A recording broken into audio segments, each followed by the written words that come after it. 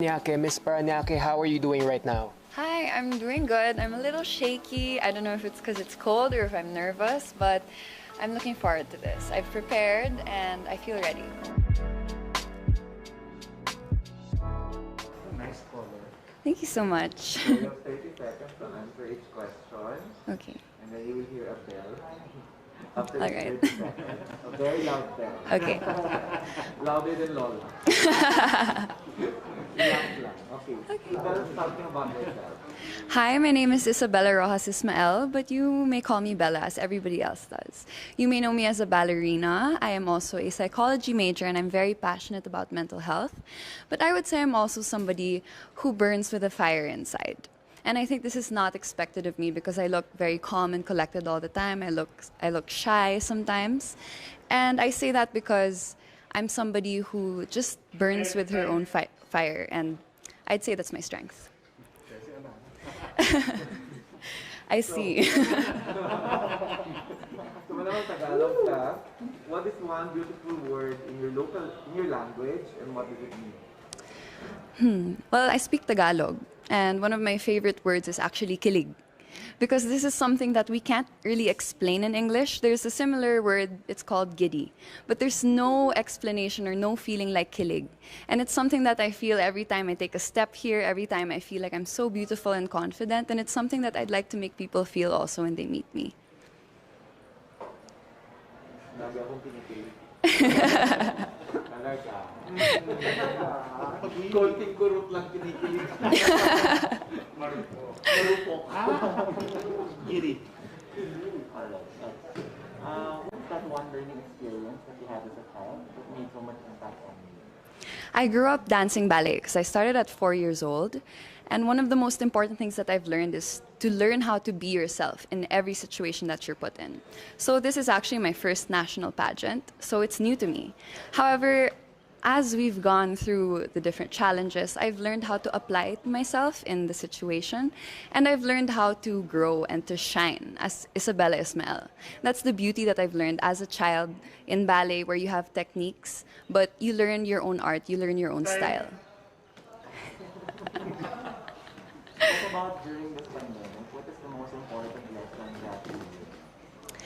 During the pandemic, admittedly, of course, it wasn't easy for any of us. However, I was able to actually connect with myself. And as a beauty queen, you would expect somebody to be confident, to know exactly who she is, but it's not always the case.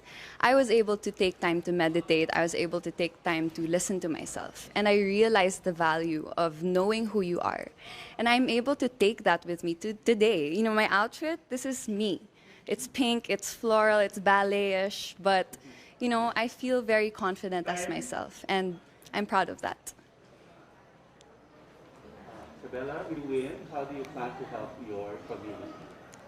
Well, I am very, very passionate about the mental health community, and I have a few people who are very close to me who go through mental illnesses.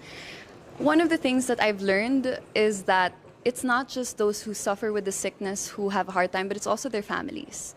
And I would love to partner up with an organization and probably create a program or maybe support groups, not just for the person who's sick, but for their families, how they can cope, how they can help each other out, and how they can take care of themselves as well, because it's not easy, and we need to help each other out.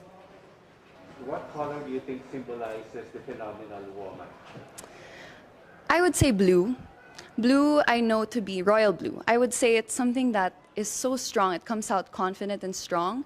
However, it's also very warm, it's inviting, and it's something that you can trust. That's how I see the color blue.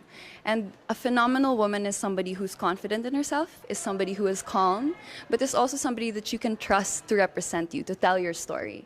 And that's why if I were to be the phenomenal woman, I would wear blue in everything. Working from home is now part of the new norm. So what do you think are the skills needed in this so-called workplace of the future? Actually, I would say it's knowing how to rest and to take breaks.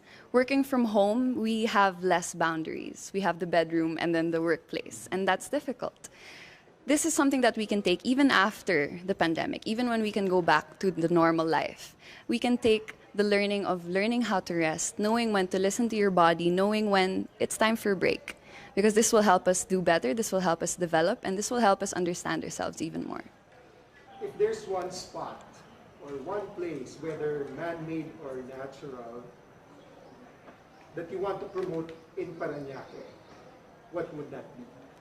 In Paranaque, there's this place called the El Pipicea, and it's actually a bird sanctuary, and there are a lot of mangroves there too. It's very good for the environment, and I would love to promote that because I think it's very underrated, especially in Paranaque City. We're more focused on the modern side, but I think I would like to take everybody back to the traditional Paranaque, to the natural Paranaque. That's something that I would definitely talk about more, something that I would even visit, and right now it's being worked on, so hopefully when that's done, I can do more work there. You know, there's a campaign now to hashtag Love Local. Yes. So I'd like to know what local products you want to promote and why. I would love to promote the binka. It's a food from Paranaque. It's a rice dessert, and it's one of the best rice desserts I've ever tried. And you know, I'm Filipina. I was born and raised in Paranaque, but I just tried it earlier this year. It was something revolutionary, and I think a lot of people should try it out because not only is it, you know, it's delicious, but it's also full of culture. You can see the hard work that's put into it. You can see the Filipino culture that's in it, and I think that's something that we should be proud of, especially me as a Paranaqueña. Well, one last question for you is, what is that one thing you think that young people should focus on? I would say young people should focus on their mental health. I'm very happy to see that it's something that is becoming more popular. It's a trend. However, when the trend fades, I would love for them to continue on with taking care of their mental health. It's something that I do every day, and I'm not perfect. Nobody is. And I would love for the younger ones to know that. As they grow up, as they go through different struggles and challenges, it's important to make sure that we are mentally stable. Thank you so much. Thank you. I hope I calmed you all. Thank you. Okay, right now we are with Miss Pas.